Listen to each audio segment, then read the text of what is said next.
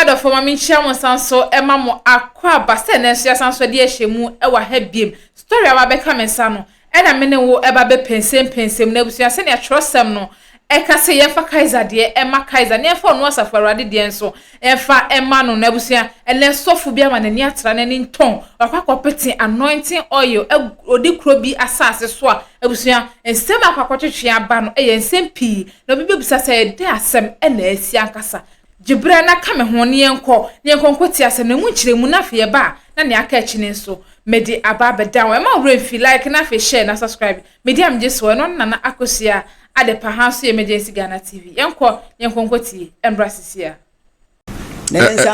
nyankopon na di sa akwanchire ne bae anase mo na mo bo empai sembe sa akwanchire na sa akwanchire no na mo ye dia ye dey mo ye ade na nkabeye okay sa akwanchire na wonte ase sa meti ase chimu akwanchire no ase kuronom se tumi bi ebe sori aba be hayen ewo kurodua ni mu eni emunipa enti ade a jano de ba se yemra me se yemfa no nten wa yin kogu ho ne yemo mpaye mobo kuro so hina mane me pacho that moment de ya mokuro so hine amane na emom no ya kwate asore ne de ya ni kuro se akwanchire wo se kuro bia wura wudimi fiti prekope enko ya akwanchire obi kuro so ebi abefre nananom se bia nananom musu bia na esen bi ba man mu ya pesi esi no kwai na nananom so de o ma ho ode ata mu achi ana mu de akwanchire no anam koye ne keke se pacho we no de ye dinka ko kuro num eko nanano ho enti asem a on kan se okwan da ho bibia no ebetimi aye ndi bani bia nim atibudu wa ekwaye wie na de ti ekwaye sa ne wie no aye ko fie no ye kodai abusuafo omo akwaye sign no ekrum awie omo akoda de yenko sabre omo de folder water anase sprayer anase de keka ho e de akoye amamre okrum ho e de akoye sign bi okrum ho awie no omo de koye sign ni wie no e de na asi akire Mr. Mum yenko na fe yenko tie nia eto aso ofatibu koye wie na e de yo papa ye koye wie no ye kodae no na ye kode mo ne edidi nkomonti na mete empa no sise na menya nti me de me ne ka sa me chia me ho tu wo se still na me edi nkomo ti hu ye no na ebreko na me zumada ti mete ye na me phone na ebere me file me peke na me sofo no no obusa me se boy na di fo na me ne wo ho no wo hen ana me se wo ha enu wase fa phone ma no enti abra phone no me yesa me hwende na ma no na oni dem ho ana me yesa oni ho enti me check animu ho ahwe toilet no so bia na wo ho me call animu ho so kohwe na oni ho hwe toilet no so hwe bath house no me hu no ana me ka se me sa ka chen se me hu no enti dia do ni dia me koda me nim ba bia wa fa no wase so on se me ka che se guy no wonye nana wodi ka che se wonye me pa cho an no asoro fo amudi gogonsa ebia ni o nipa ne nya we wasoro ba adeti na onfrese menua ne wuye sachira wadwini firi ho na mom ufri nipa nachi akoka chiro obi foforo so onye ade enti na osofo panin so onye okay me die odinkan e ka che me se ga no ye masem ase ne so pema me pa cho an asoro fo no abi no ye masem na so mo abontina na se masem no any say on dia baby a otofa ne abontin nyina enti oyo baby a waba no so ba no obeboa me a ya me ma mani na ho na me hwe ni yi na me si yu mate Lawson FM enti bre ba sa no so onse me ka kire o ade chi a e ma ne nya asore pamono no mfiri ho na pani na nkasa ofa nipa no se sofo ne ye adwuma no ono na no wei wo mom no obeka kire o se pam no hwa ma me mu bebi nkire na ewiase mpani se nyansani o kansemfo a yete no kwasea ana jimfo ano ena nyansani bia so odidi sabe jimfo ana kwasia na pampam koka no akoka me yanku brebo bi adam ne kosku awoye sana hene okofi ase ye friend na sapon na okase na wulia na manfo behunu pa ono to no nyankodi ade ne de okodi ade wo ye gentle wono to was kofi kasei last minute was kase na renzogo na se no so ase so wo de ka enam kan na renzogo was one titiem Lawson FM. na se tiem na renzogo was one fie kase zogo chen zogo na dia enum na renzogo zogo chen zogo sa bantia no gira manim no a ena man by gentleman ohwem so sa bra me feropa my name is Seven Yaw Atendro not na renzogo kroma no mo de na renzogo na to me so enti me kasa pedin ne kasa mamu se me nua no amagimi ono aka asem ama me mom me na minim no ono oka ne ya ntir wona no yete ne wo me mano na pedin se nya fere pa na no fere me in fact me ye sort para so pedin we dem pa chew fachem no so ye minim se unnim na nipa na aka kire wa waka na mum next time no so bi ka asem kire wa ya no ahwe ni hwe wa be kire minyansa me jiro no manim asese enti oka se ka kire no ne pam no na aye de ti ade chin no ana me ka kire minua no se difo no se na enra ehefa na wokọ ya anadwo no sofo no frɛ me ma me hwɛ na me hu no ana wase sofo na me da ya patanim asolim enso na ya apata ni abo de bere guso ne de bi net atwa ho ana wase na me da ni masolinim na me se na wokwada asolimu na me no wo da mu ha ye mienu nko an ye wo ha na wanti mi anka nkyere me ana wanya na mi anka nkyere se me koda asori ho ana wase no wo ye mpaibo okoye okobọ mpaye ntia ana me se oki seja wona wo ka wasem ene ye de wo ho ni wase me nka nkyere se ko na ba bia akoda ye no wono wahunu se wokoda wo ba bi ho enti mi nka nkyere ne ko ma wonya asori ana wase se na sofo Isaiah eka ana me se wono nso sadifo no ba bia ne wokọ asọrọ no wase wone sofo Isaiah mienu ana ne wo ho eye ntete nti won no media boy no de minimu no eho na na mede hu no saa empire bona mu na mede hu no ti won sofo no de wonim saa difo no ba ho ne dada nti me ka saa che no wase yu ate obekọ ti abra wo boaboa no ho no ana ma me baako enso de fon ba ho se sofo wone odi difo sofo se me nka nkyere mo se umfiri ha enko na obi anya asori wa ha ene ana me se sofo eni medi nkomo na wose me nka nkyere Samuel no umfiri aha se enko ana wose da bi me se wo yaw ene Samuel nyina wasemi nka nkyem na mu mfiri ha nko ohwe na obi anya asori ohwe na obi anwura asori dem ho ne enye sa se obi wura asori dem ho no obeto na obebo boyani so rough ama ana me se mo so fro akosu box yana na obi a me no kura no se me na me da asori na no ana obi a obeboa me se wa me da wa na so ayi bibi bone kura na enipa no waka ache me wi me se yo mate na maka ache so mfi ho na ye den na me na me da no wo se pam me nko ba bi a na wo pam me nti ma me ba ko ho na wonte ase se saa no ekoso se obi ayemfonso a na de wonyemfonso no de e de nti ana ye pam no free saa ho saa time no nti ma me ne de o kan no me no na ma adweye me na se ebi anya no kore wanti ni yi ma wasa afre sofo no sofo Isaiah no ma wono odi to speaker ma wasa aka chen se mesika kire omo odi abufuo eni kasa dene ka kire omo des woman firi ho na se beto na no so nsi a na de me beto no wo de mari nyina ho no wanya yayi me beto no maame ne se ya ono de sofo no wo so won de won ka ho wo se hwe ka chance wo amfiri wona me beto no me papa na so meyese tina me hwe kasa no ene abufu a wo de kasa na ho ana me se me nso me obi a me bele me ho ase me mpe nipa ni mu ka bebiri ni ade enti wo yesa no na me wera ho ana me ka kire boy ne se o me enko mfiri ho enko na wono na esomo no ewo no enti se wa mfiri ho anko na wo ba na se wo yo bibia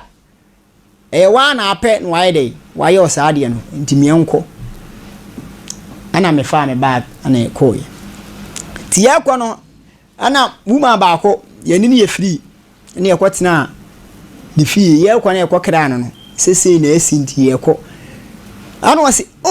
tinkomodidie ye ne no ne ma no ne ye didi nkoma nti ye di nkoma kwa akiri na maame ne se wo land bi wo ho kuro na mu nti se boy no enemies ese wo be ya asore dia ene wo kwa kire ne se obetimi abeya asore dia nti boy ne ka kire me na me se me de mentimi me yesa asore no e ma ne yeyi esanse de be ye no ana ya pam yesi yanko ntimi de ha no kra na mentimi ntina ha biem ana wono de wone maame ne di nkomo se wone de onya oba we apata ye bi asore no ti me de wakan na me mfama adwen me ya mesem yanko ti achi ye ho ana me hu se sofo no de kai aba ho wone boys too e kan ho mo ba ye na me gina efio no se osifini ni ka ma ai wo yawo wo ade a waye no wo samsen wo ade a waye no wo enya ayi a ka mebo wani so meye osei na me hwe ni din o kasa e wie no a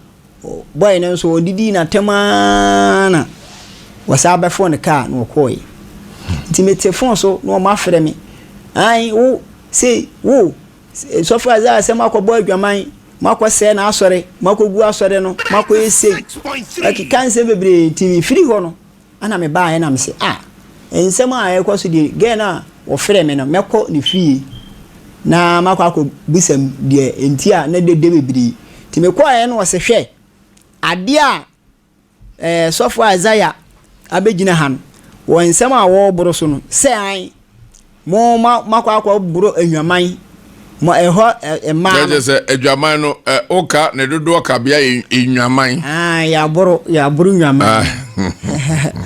edi oya sa ma se na die ntina wo ye sei sofo a me no ne wo ho na asori ya akobi na de mato ano na die nti ana bibi se ya ba wo sa kurodua kokobe na me firi mu no wo sa egumani mu ase bebire se me se makoye bibi wa bere nte sa enti gani ye se but ade sofo ba ko no ono okobo adwaman ne bia na se wono na menene ko ehwo na wa meda edem na mi wo frɛ me na ma ehu amfa ko so ko da so ndem enti sare te dia wo se ohu se hom na ka chen se boy ni da ehwe oba bi dem enunti now so hom no yi kire so oba bi dem ana me pa cho me de me hu no hwe se wo hwe oba bi dem enti me na me nkoye hwe na wo se me dini enu na ehame enti ma me so me bufu kakra se na sofo a DBCS na wunya abotre na wone me ntena se impo se me ba fie na se bia BBC wo hokora wone maka ete sei ye ho no yaka bebre yenko yanim sabre sasem ndi sofo na yiwadi because me pese o kama atiefo ete se o ma me di kaka se sofo ne se wayare sa wore nsebu se de enti ne ekoso no na ye osadi yate osimo akobru nwaman eye plural of adwaman is nwaman mo abro enti so for apam ne dodo no sak wasake mo enti say de na asi okay me ba cho eno no echi no sofo no e ka se minsi na asore emu biem o ka che mi kuro no sokora se hwe no wansi mi nchen e wo ma asore mu biem ana me ka se wa ko buru nwaman ma ko buru nwaman ana me se wa ka amate enti me ba fie no ma ha me ho ansa anko bi enti me wo fie no me wo hanza ga bi nso asa ba ho ga no nso no ye asode ni bi okobi ye ni nyina na ekọ no kokoben ho wa ba ho oba ye osan sofo Isaiah ka kire me se wo se difo na me ne ko no akoye sa ne mpena ne me enti me dem ho na one na beda ana me se na nsembe na ekosu bebre minimu hwe ana boy no so oba menene na eda edi boy ne ba ye na ebe ye mpa ebo ni nyina no me sofo Isaiah na amema na me fie kura ada na me da asori dem ho na eye den na afei me wo a wo da wo difo na waba na wo da me dem no eye den na me mu me kofo ba bi se ne ngoda wa abra me hye asori mu ho tinamenti ase ti omo kan ekika ga ni be se obedi matem sa said ye be yanka e bia me befu se me se me tumi nsa sei nanka omo achim ya na se omo de mafamana kwa so me nso saad ye menimu ye tinantimi anye hwe na madam bi wo ho no wie no se opani ye bre na nsem no ya do so okay nti se sei enu ti na azuzu se how na e koso no e so for de ama ona na wie ye no o so for ka asem bi kire wo de asem no ka kire wo enu na chi no me maame ekoi so for no hu me ma o ka se asem no memra na ye nsamra ntimi ni me maame ekoi o ka se me de me mfa mpanimfo mra se odi fokora na anye hwe ni ye me pacho na obi ahunu se bia o ye panyini ana ekoye sa ndi achi no na me ekwa asore no enu achi no na me wo fa frɛ me se memra na wato ka bi ye mfa ka na me ya adwuma na me kra sofo no na sofo no se ye mpa bo ewia 3 ye mpa bo ne za 3 weeks ndi achi no ewie no wansa ma nko no se me medodo eho no ma no enti medodo no ana me wo fa ne frɛ me no ye se wo be ya adwuma wa me ye me afo obi foforo ana me se o mesira wo ti me de ko ma sofo no se one me wo fa ne nkasa ma me se enam wono no so ana mantimi amanti wonka ebi mame ti wone ne kasa wi ame ofa ka se media ma fa ni pa wi enti enye ye no sofo ne sere no se samse se sia de anye ye ti me nya asore ti me ne me so ye ya so na me ofa ne fa frɛ me na me kra sofo se sei na ti enti me ko anu wa se ai o kwanti da be na na me se ne minim enti chese me kwa na me hunu ti me kwa ya no na me ka che me ofa se maba ti sofo no enso ne nkasa se wadi nka ne na kasa dada ba ne nkasa se ma bedu eho anu o se me frɛ no ti akire me wo na me ofa na ba hey something efi na ekuro se okọ sofo no asore mu biemu a ana sese me ne wo ho na se okọ twefon frɛ ne biemu a me mfa anya wo fa ase biemu na asem bia waka kire no ya atenidie enti mesrew emfre ne biemu nkona asore biemu na me se yo onko onfre ne biemu onko na asore biemu edi enti na wo ka se wo haw no osofo pani no enim obi ana ni o maame kan no ente sa okay bipacho eno no achi na me sa baaye no one me wo fa no ntoko na achi no me baaye no se wonyi bibiem ewo na asorim no watwa medinim enti ma me ko panyi bi ko ka kire no ono so yese one ne be kasa ma hu de kosi me frefre na so ma hu de kosi enti me kwa solifu from Emma na omo se ende ye bedi 6 months wo ye di wachi a ye bedi 6 months wa mesro twa asam ni tia na eya wa ene na ya wotete no an eya wa ti dansan ya mu ho aha ana ye program bi True Faith for ye program bi wo ko chire krum be kwai Dr. Mensa krum no ai me ko program ni bi ti abra me ko ye no ana empanimfo ehu me omo yetre omo sore ye no mu pie no mo frɛ me na me koye no mo busa me me sofo no hu asem ama me kirechirem ti omo sa frɛ sofo ne bai ma sofo no nso ebe kan na asem pepepe na omo se boy no nyon no ana anya asem eye woni ne ofa no ana nya asem enti sesi a wofane se akora ne mo asole biemu a na akora no so ate ase se wo ma biemu a eye esanse se wo so obo asole biemu a obepo no de a eni kwa so ba bienti akora yi kwa asole foforo na sofo no so enye na asole nkone ho nkora mpa ebo na me si yu mate enti sofo no ye pon no wo frɛ me ka chen se ai se wo mu aka no se wo de wugitum ne se wa ama wadifo ekitame na oba wa ma ba ne nam ho seya eti se metewase ya wo atu o ye difo me pa cho an nyame ne yiwa na wa na afro ho mia enya mia na me ko se me ko ye difo ye mia ngasa me ko asore no se de ye difo no esi e ka kire me no eno amu enso na difo be ne ka kire o ka kire o sei abra me ko asore no so mo ye se ye ho ase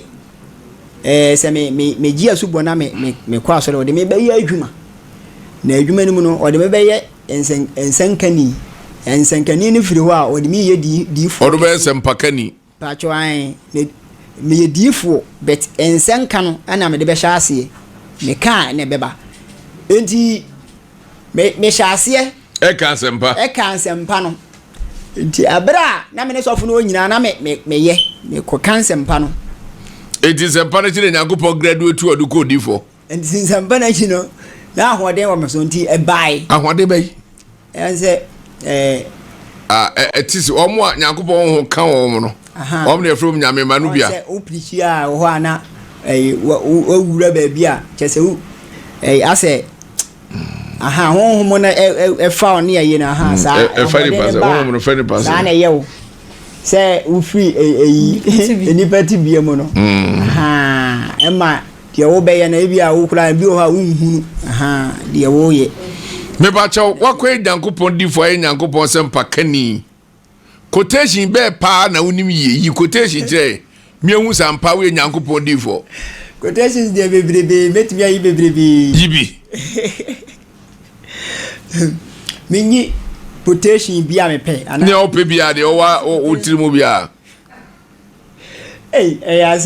asem one me pacho quotations de metimi ayi bebrebe ye ase enkomo no wan he obeka se bewa entina me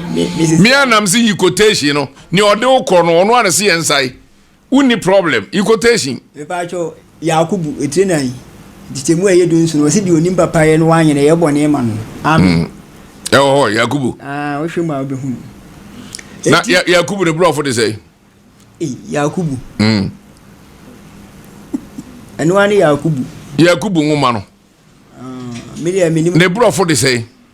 media Yakubu na minim enti unim Yakubu bro for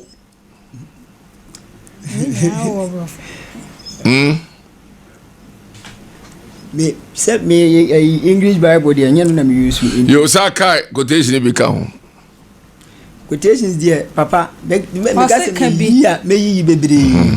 enti me nkomo no hia me enti na me pese oboa uni quotation bia se o pese me uni quotation bia nka kire wa metimi uni dabi uni quotation bia o pese se we invite me na se me beye me anka se me be preach ya metimi a be preach pa na ma TV ni abrobe nso TV ni abrobe TV eni abrobe se nya TV ni abrobe se me nya ne dey me di ma wo de na be no abrobe de si edi ne TV nso ye hwe ciao tu ubehwe abrobe no adi TV no me di abrobe na me hwe TV ni mu okay enti ne ekosi ya ne se ye yi wadi efra so no na mum o sofo panni se wadi fo ye no ekura no ni safo ekura no watum di agogo hin enti se ma na asori mu ho a ansa me kwa meni nam se ya enti wo ka asa no na me asembe na papa yi waken ti me de ma ampa ba still na me gusu a me ye me nsenka no enti mi wa na me hu se me dai me hu me nya dream bi se na ye adom bi ana aba enti sa dream no se me da ho se na me dream no me yi se ya na e de ahoden aba me yi ana e de ahoden aba enti na emwanwa nti me kwa asori dem say ya ti moment a omo edi omo nsa begu mi so no na aba ehwa na asayira afiri me ho ti me ka che sofo ba ko no say eye mpaebo na eye say papa otete den hwan ni na ya wote eno achi no me te eni bi ya etimi trete me ana me kasa bi ameka bia no saa eni no enso e kire me say me wase wotata me otimi kasa me say wo maame e de wa hye me nsa se me nku na emom no wose me mo ne dini enso mabɔ say yo maame ene de wo hye me nsa se me nku ti wo meku ti na adom no me heada e de to so me ana me de to so me pese me di ku ana me se me wo be de wakome na me de me kra de se nhye wo nsem na empo me maame me kra na nhye ne nsem so wo de be ma wo se kume ne timi ba ma sesa won tare kotugu me ba twan aduane wuni me ba twan opani wanya nam yade pen enamu yade ai kanu krepa enam yade wanya bi pen me menya bi pen enam yare ne hawo onyale enam yade ni asra no akogina wa adwene ho eno na hawo de tie ne se hwa opani mame ka sabkyerɛw abusuafo bo muntie na muntie ni hwɛ enipa wan hwe ya ne enam yare betimi aye wo no papa ni nsebo okeka ene ne ohuhu ene yesem ntam we nkotungu mimmom de madwen kyerɛ pa enam yare ne ha no honhom se bia ni mame ohia duro ya jeje honhom so mantrimu ane de e okrom ha dodo bibia honhom sam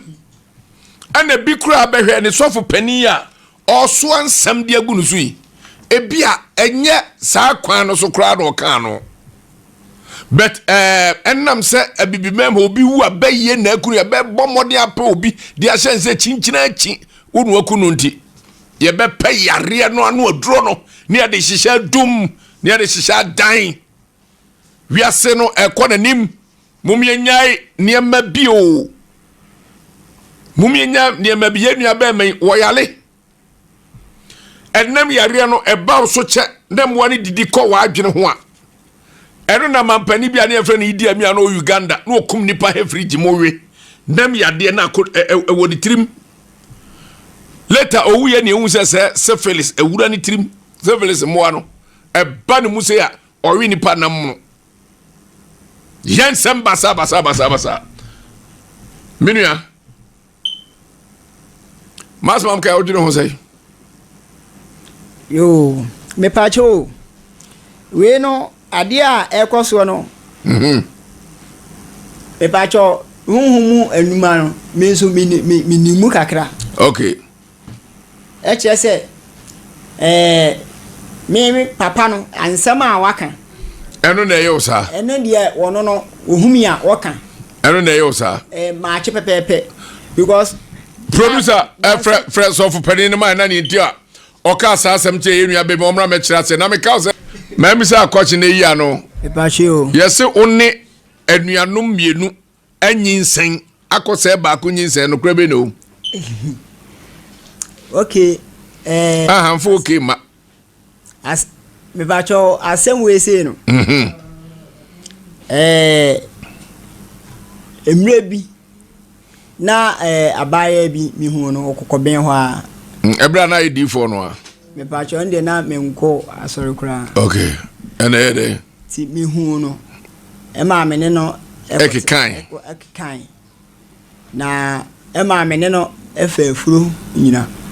o ye say me de mi hu ni say na me te baabi ha anti me ba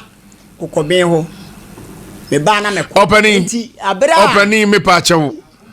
eti na uhu abai wa no kokoben no e na ne fafuro o sa be hunu obi foforo ho sa ne fafuro bi mu ana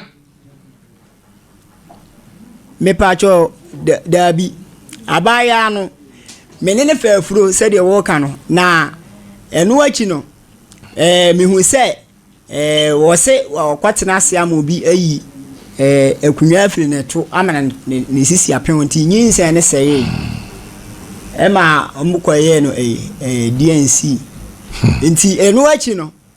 ye jaye no mekwa na ase woni nipa bi wo ho nti ma mene no entemote enu achi ne menso mitu kwan nti eche me baaye no me papa na wuye ma me sa eba akokobene ti me baa ho no mi hu abaaye bi ono so na opamade na ade pam no mi hu se wote we mu fie enti me yese le ana me kwetena ho e ma omo store enti mi hu no e ma oba me ho nkomodidie mu a me ne ono so etenai enti me ka kire ne se mi busa nse na abaya no sesi ya no wo mo no ese ne tie no se yina ne ma me nua ana ye wi nso ma me no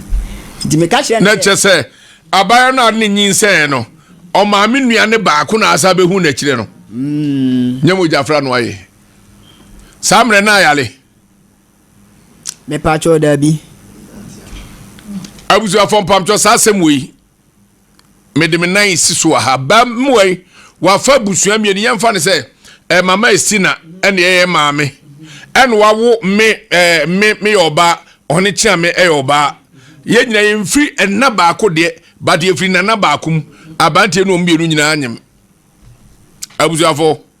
mo me yemfa ye nan si asem wesu ne yemfa ntwen odifo pa yemfa ntwen odifo pa nyame pa memre da anopa tututu producer the number be mam anopa tututu momra me enye hwebu ni enhwe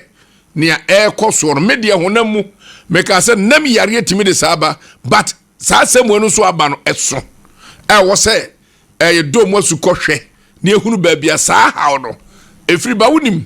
ebi wanya hawo no aba wo so no ebia sabenya dakro na wo ya ade na hawo no beba wo so sa hawo na eba wo so bia ne waye no na akotwetwe how edi about it dey bia metaka sese ugina nsuo mfifia enkra ne ntim maru na emu to aba so efiri nsuo nanno ekopem ba bia ugina no enkra ne be fa so saa bayo ye mfom so bi nti na mabonsam ne ye ho kwai eno ase ye na gwambe kasa no o kire mu se boni bi wo ho a eba ye so a na abegrepo ye kra no na mai honhom awu na saa bone na nyakwan anya susu aso yeso fi so obonsam ya obey kra de 30%. Ti ya ma no kwa bi ka ho na onya 60 na ode afaso atu yeso sa enti papa kwan bi e be faso e be ma ho ato bia e be ma ho ato why e pa cho mate eti ko akoma to yem ashafo ni adofo mami ncha mo sanso mama kwa ba se mo je brane ekoko she video no e ba ye na busua ye ya dia eya sebe mumi yemfa ya adwen enko because asa ye ya ma ye boso ade ye no aye too much e wo ye manyim ye at the papa at the wrong time wa wonim sa ade wuye e wo se wutu na mu bi wo ho asa na waide asa na waye nanso ye bubu ya so eni ye ni ye bubu agunia ma bi so a adonke ena wo ye so we do the right thing at the wrong time obi koka na akoye se nipa no na enye na den wo se wo ye nyamedwuma nanso wo wonim ni ade ne wo se wo ye wonim ni eye ai wo se nka wo ye nanso wanye no o kwa akoye sisi a obi ko bie na no koka bibisi a na akoye se nipa no nye wakwa gina no asibone na akoye boache bidin nipa no na enye de bia obi nye mo no ade na wo ade wo sa mo ye mo nye na abusia se me ka se me to aso akeka kane to aso na be nsempi ye nko mo bia baby me do be sia se for wadwenkyira won photo comment section hono mo efa ma me na abusia aha emergency Ghana TV like na fe share na subscribe me din a me just wo eno na akosia ade pada se na ebe sanso de hye mu e wa ha bi makrawa na madawase